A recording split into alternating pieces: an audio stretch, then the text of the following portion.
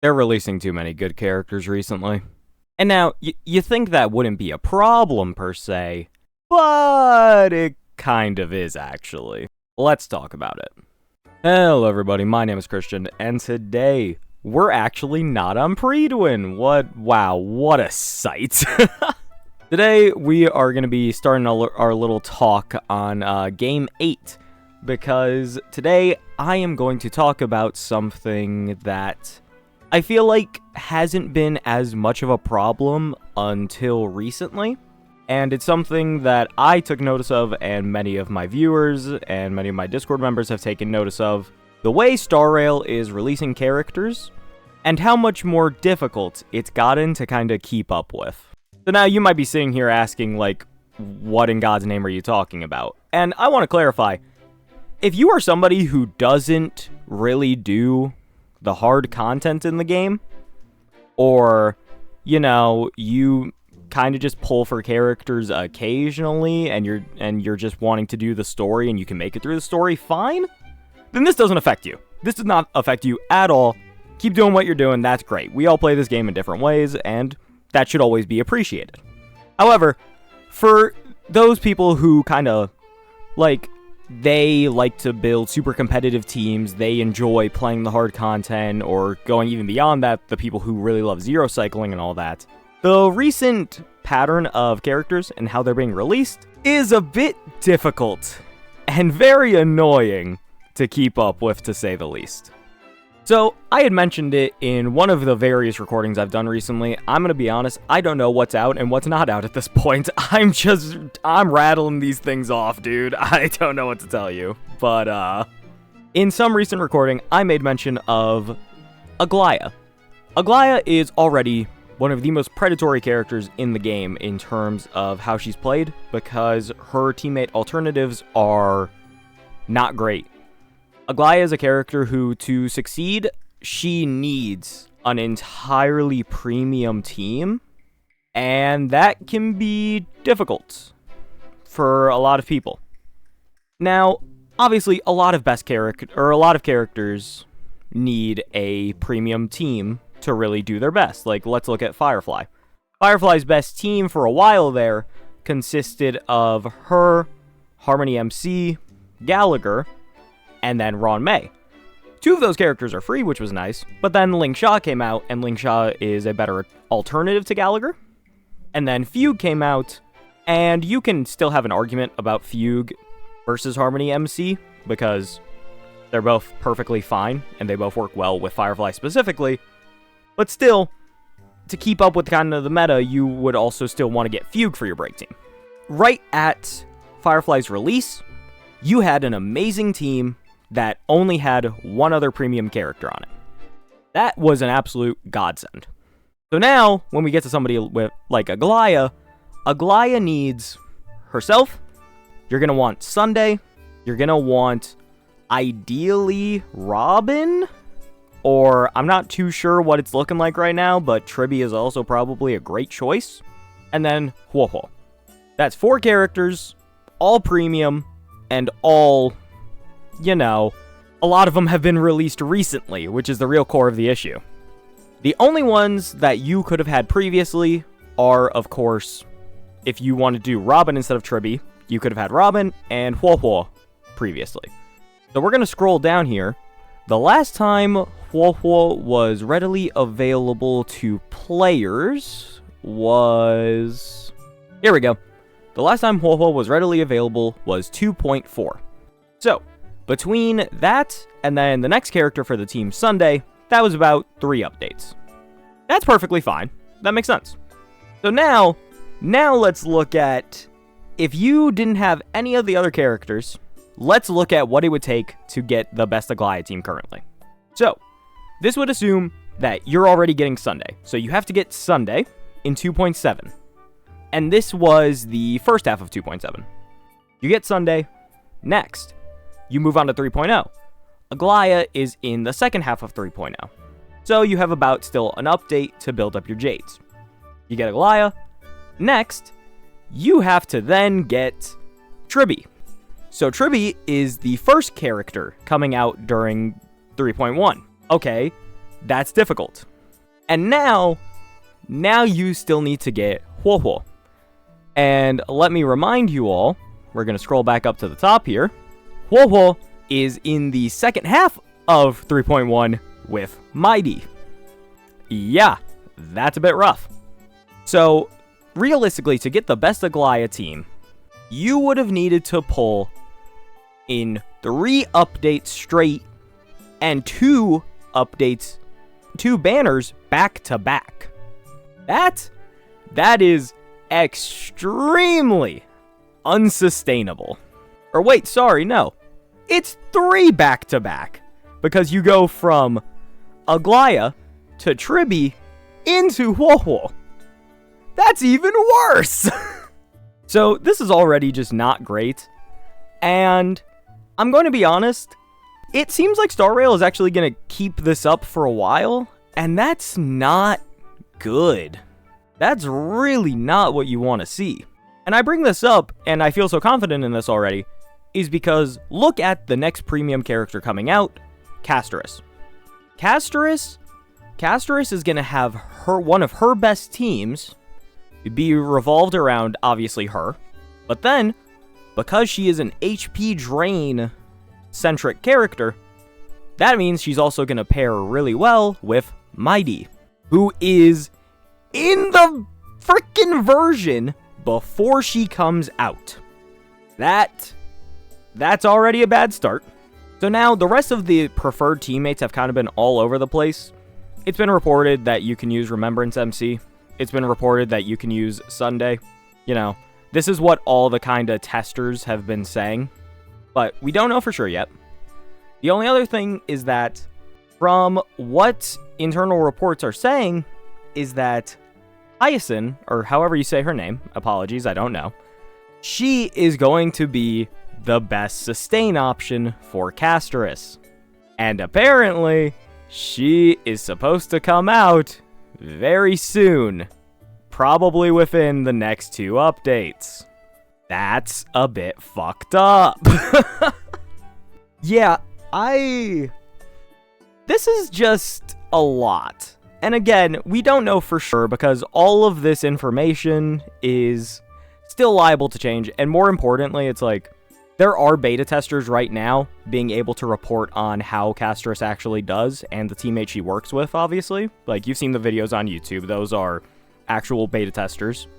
However, that doesn't change the fact that this is all, like, you're being expected to get a lot of characters all in a row, which is almost impossible without astronomically good luck, or you have to pay. And what bothers me about this and why I'm talking about this today is that Star Rail didn't really do this beforehand, before kinda 2.7 into 3.0 started. Because let's go back a little bit. So, we're gonna jump all the way back to around 2.0 is a good start. There was already some signs of this, but it was never as bad, I feel. Because let's look at version 2.0. In phase 1 down here, we have Imbibitor Lunae. Obviously, good character, and this was his first rerun. Then, right alongside him, in the next version, was Sparkle, his best support. Sparkle was also very good for Jing Yuan, who, guess what, ran alongside her. So this was already, this was a big case of, alright, the best characters are right next to each other, that's going to be a bit annoying. But then, let's go to 2.1. 2.1 features none other than Acheron. And Acheron was paired with Luocha. Neither of these characters really matter for Sparkle, Imbibitor Lunae, or Jing Yuan. Luocha is just a generally good sustain, but he was not anybody's best in this case. He could be the best for Imbibitor Lunae, but this was also coincided with the release of Gallagher, who, because of people like the beta testers and then people who get early access like Brax, Moon, we already knew Gallagher was going to be really, really good. So, this kind of canceled out to some degree. Right after this, we got Aventurine and Jing Liu. Jing Liu could work well with Sparkle, so those two once again could pair together, and Aventurine was just meant to be good. Aventurine was a case where he could have been perfect for any of these teams, but Aventurine was such a generally good character that I don't think it's really fair to say he was specifically built for any sort of team, like some characters that are currently coming out are. Like, they're all good characters, but Aventurine was just so generally considered great that it was hard to funnel him in as just part of something. So at least some of these characters do relate, but the thing is, though, is that it's not built all around one specific type of team, or it's not all specific to, like, one team archetype. And then we can continue forward into version 2.2, and this one is probably the most wildly unrelated. Bushwan was just a good sustain who hadn't gotten a rerun yet, so it makes sense that she was available now. And Boot Hill was the start of the break meta. He could have worked with a lot of characters, but he was completely new. He was something that people were going to experiment with, so it's hard to say that he fits anything that was already existing. There was also Robin and Topaz before. Topaz doesn't really work with a single character that was listed before this besides Aventurine. But even then, Aventurine is a sustain. He kind of just existed.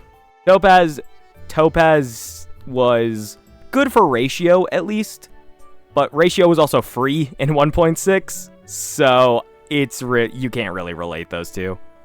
A character given out for complete free? Yeah, no, we're not counting that. You didn't have to spend on that, you know what I'm saying? Robin is similarly good. Like, to this day, Robin is still probably the best general support in the game. So looking back to the characters before Robin came out, Acheron, Jing Liu, Sustains, Jing Yuan, like, Robin wasn't built for any of these specific teams. Robin was just really good and came into the game. It's the same thing with Aventurine. As we can see just by looking around, a lot of the characters, I feel like, they still do this sometimes where they put good characters either in the exact same version phase, or they'll put it in the same version overall, but it's usually not awful. And it's usually not like a back-to-back-to-back sort of thing. Looking at version 2.3, obviously we see Firefly and Ron May at the same time.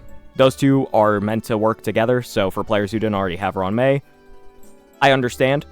And then you want, Firefly was such a big ordeal, you want people to be able to get the best teammate. That one's a bit rough. Then Jade and Argenti. Looking back, this is such a weird combination. This is wild. Again, Jade was kinda one of those characters where she could actually have paired very well with Topaz, who had just come back recently, and then Aventurine beforehand. And at the very least, it was kind of a story thing where it's like, alright, so first we get Aventurine, then Topaz comes back, and now we get to meet the person in charge of them, which is Jade. And I feel like, I will say, admittedly, I do think this is kind of hindsight bias, because we did not know how good Jade was actually going to be, and Jade ended up not being super amazing for the traditional content in the game. Obviously, she's a great character, and now with the inclusion of the Herda in the game, Jade is significantly better, but it's definitely a bit of hindsight bias, because these three back-to-back-to-back, when they're obviously all IPC, they're meant to work together, and then Robin was somewhere in the middle. I can understand kind of how that ended up meeting the point that I'm making about later banners, is that, that does feel a little unfair to have all those characters all coming right after each other. And it's only because of what we know today where it's like, alright, well, Jade was kind of not as important, ultimately, as Topaz and Aventurine and Robin would end up being. But I digress, This one I don't mind, not defending. That was a bit messed up. So now, going forward, we have Yunli and Huohuo, who... This one, also, annoying, considering the fact that Huohuo was probably going to be the best sustain for Yunli, but also, for that to be the case, you needed Yunli's light cone. So, yeah, this both being in the same phase, annoying. Moving on, we have Sparkle and Jiao Cho. Yeah, I don't... why did Sparkle come back at this point? Interesting. Alright, and then Jiao Cho was a new character. He didn't really have anybody he was specifically meant to work with at this point besides Acheron. And the thing is, though, is that, okay, the next best Acheron support is coming out 3 updates after she initially came out, and then Acheron is coming back in 2.6. That's good. I actually don't mind that. That's a good balance for how this is going to be. And as we keep going, we then see Fei Xiao, who was going to be the start of just a completely new team. So, her whole arrival makes sense. The triple banner, I'm not a fan of the triple banner. I think it sucks for free-to-play players. But Kafka and Black Swan just hadn't been around for a while. And Robin is a really good character who pairs well with Fei Xiao. So if you're already bringing back two characters, fuck it. You might as well make the other one useful, I guess. So then going even further up, this is when we get to Topaz again. This is another example of them pairing two characters who would work very well together in the same version. The thing is, though, is that the premier option here was Ling Sha. Ling Sha could work with Fei Xiao. However, Ling Sha was a break-centric character, and the last break-centric character came out in 2.3, as we can see down here. The thing is, though, is that Ling Sha was also the last character before we ended up on Rappa. This is when things get annoying. Because we go from Ling Sha to Rappa. We have the Phase 2 where it was Acheron and Aventurine coming back, into Sunday, and then Fugue. This is the same issues that I'm talking about nowadays. That was the best break sustain, into a new good break character, into a quick pause, into the new best break support, and especially the best break support for Rappa.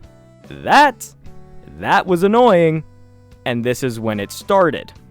This kind of range of 2.5, 2.6, and now 2.7, and then onward.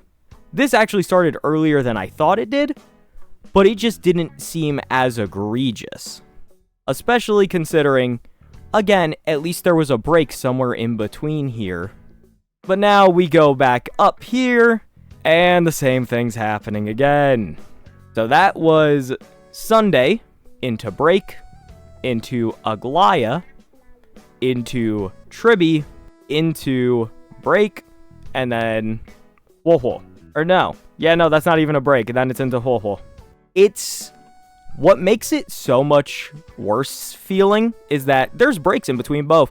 The problem is that this is almost 4 characters in a row to make one team rather than 3. Where, once again, if you've seen the 4-star video, there are good alternatives. A character like Aglaya doesn't have great alternatives in the game right now. It's taken a while, and it's like, this has all been a very long-winded way of getting to this point, but it's just... The way Star Rail is releasing all these characters right now is just getting very annoying, and it's kind of becoming more and more difficult for free-to-play players, especially with triple banners. And yes, I know triple banners are a way to bring back characters faster, which is ultimately a good thing, but also it's the fact that if you're going to keep pairing characters who are good partners for the new character on the triple banners, that's annoying. That's really, really annoying and just a bit unfair to people who can only get the one character each time. This video has been a lot harder to make because it's like, what else am I supposed to say? But it's once again something I want to bring attention to because I feel like it's getting really bad. And I know multiple people who have been talking about it a lot.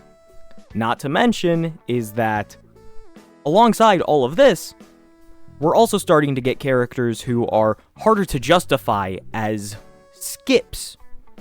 Looking at you, Casterus. It's getting to a point where it's like, you're getting kind of penalized for not being able to get multiple characters, and that really shouldn't be how it is. Obviously, Star Rail's been doing this for a while, because we just went through the whole version history up from 2.0 forward. The thing is, though, is that more often than not, the characters weren't either as essential, or there was a longer break in between getting your best characters for a respective team. Nowadays, everything is all becoming increasingly more related, and it's the best option. instead of just being, oh, this is a perfectly fine option, or, oh, this is a great option, but it may be for an older team or a different team. Because when I'm thinking mainly about that Xiao Cho thing, that was the next best partner for Acheron when Acheron had come out 3 updates beforehand. If you want to do like 2 updates beforehand, or if you want to do after 2 updates we get Xiao Cho, that also makes sense. That's perfectly fine. Or, in the case of Firefly, Firefly got her next best sustain option in 2.5. Once again, that's good. That's fine. That is enough time to kind of plan out what you want to do. What we're doing right now, that's not possible. It simply is not. And I understand the frustration that people are having with this. Like, does that sound ideal? Obviously, this doesn't affect people who are whales or who just don't mind swiping. But a good majority of these players are free to play, and they're going to struggle to really make their best teams with the pattern this is going at. The worst part is that, like I said, I don't think this is going to change either. I think this is going to keep going on for the entirety of Amphorius. So all the way up to like 3.7, 3.8, whenever this ends, I think this is going to keep consistently happening. That sucks. That's going to be very, very rough to deal with. And I really do think a lot of this could be circumvented if we were willing to give out more 4-stars. But we haven't seen a 4-star since Moe's. These issues all kind of coincide with each other, and there's a reason I'm making all of these rant videos kind of back to back to back, because each one almost plays off of each other in a different way. Except for another one that's coming out. I'm going to be talking about items, by the way. Yeah, that one's not related to this as much. But yes, all these issues are kind of related to each other, and that's why it kind of warrants me talking about all of them back to back to back, because we have to address this as a collective if we, A, want things to change, and if we want other people to actually know about kind of the struggle that's being experienced. That's at least my mindset for it, and I know you are more than welcome to disagree. You're more than welcome to always disagree with my videos. I can't really stop you. I can't stop you if you're being mean, just remember that. But that is about the extent of what I wanted to do today. I wanted to talk about this. I wanted to get off my chest. And I know a lot of people had kind of wanted to hear about it, and me specifically, this was something that kind of mattered to me because I feel like it's been a bit rough. Well, thank you all so much for watching. I really hope you enjoyed, and as per usual, the aftermath of these videos is always a lot of comments and a lot of replies, and that's kind of what I want. So please feel free to leave comments, leave replies, you know, get a conversation started in the comments, because I want to see what everyone has to say, what everyone thinks. That's what's important about these videos, is getting community interaction going. So I'll be down there in the comments with you. I hope you guys look forward to the next video, and I'll see you guys then. Bye-bye.